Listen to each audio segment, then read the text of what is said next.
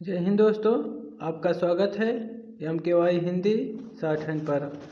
Matter जो बोला जाता है, मैटर तो ठीक बोले जाते हैं। पहले मैटर को हिंदी बनवाई जाती है, हिंदी मैं को खुद को चेक करता हूँ, दूसरा मैटर रगीन करवाया जाता है। और मैटर जो बोला जाता है वो मैटर है आध्यात्मिक, कुरुक्षेत्र, कहानी, निबंध, जीवनी, ये सारे सब मैटर बोले जाते हैं। अगर आप इस नंबर पर संपर्क कर सकते हैं या मैसेज करके या कॉल करके पूछ सकते हैं। 8172882331 आप इस नंबर पर संपर्क कर सकते हैं। डिक्टेशन शुरू होगी 1 सेकेंड बाद।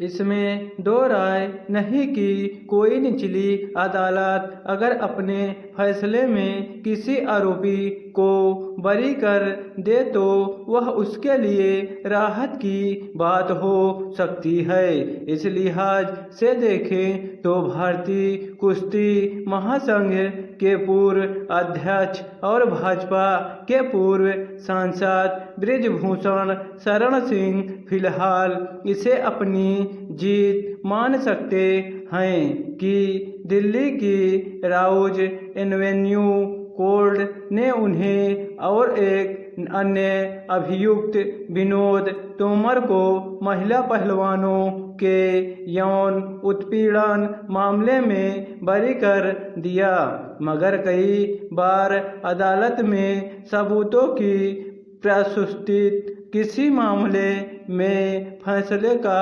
आधार बनती है और परिस्थितियों की जटिलता के बीच उसे कसौटी पर भी रखा जाता है।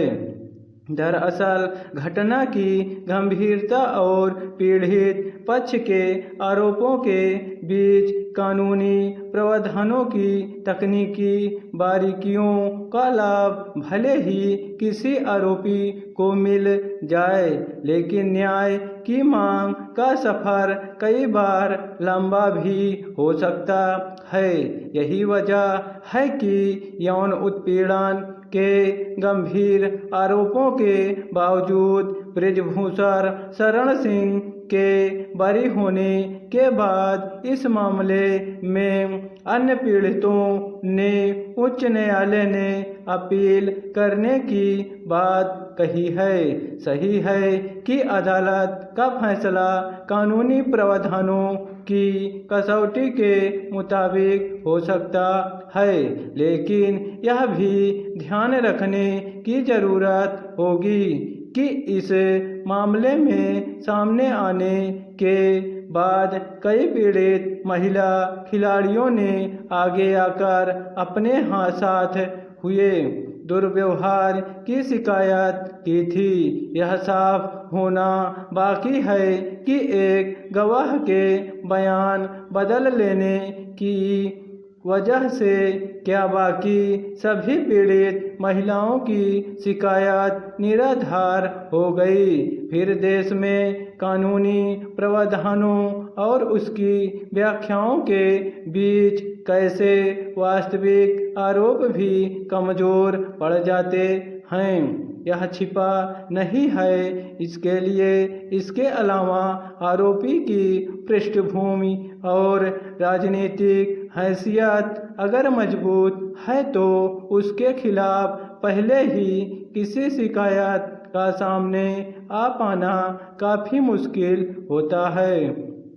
अगर शिकायत दर्ज भी हो जाए तो अदालत में उसके टिके रहने को लेकर हमेशा एक संशय बना रहता है। इसमें आरोप और गवाहों के बयान में अस्थिरता एक पक्ष हो सकता है, लेकिन खासा राजनीतिक प्रभाव रखने वाले आरोपी के सामने एक कमजोर पीड़ित की स्थिति क्या हो सकती है, यह समझना मुश्किल नहीं है।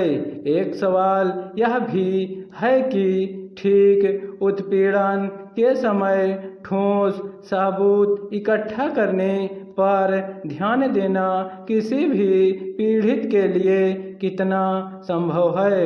इस मुकदमे में अदालत ने यौन उत्पीड़न की शिकायत करने वाली एक नाबालिग पीड़िता के बयान से पलटने और शिकायतकर्ताओं के विरोधाभासी बयानों के आधार पर अपना फैसला दिया।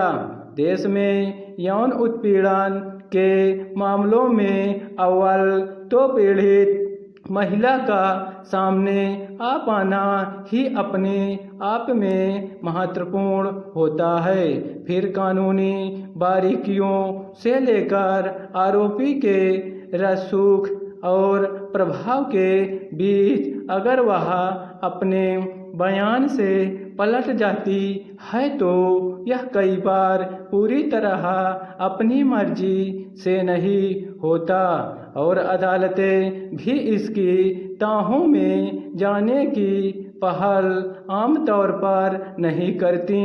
भारतीय न्याय व्यवस्था में यह एक आम स्थिति है जिसमें पीड़ितों और गवाहों की सुरक्षा तथा उनका संरक्षण हमेशा ही एक कमजोर कड़ी साबित हुई है।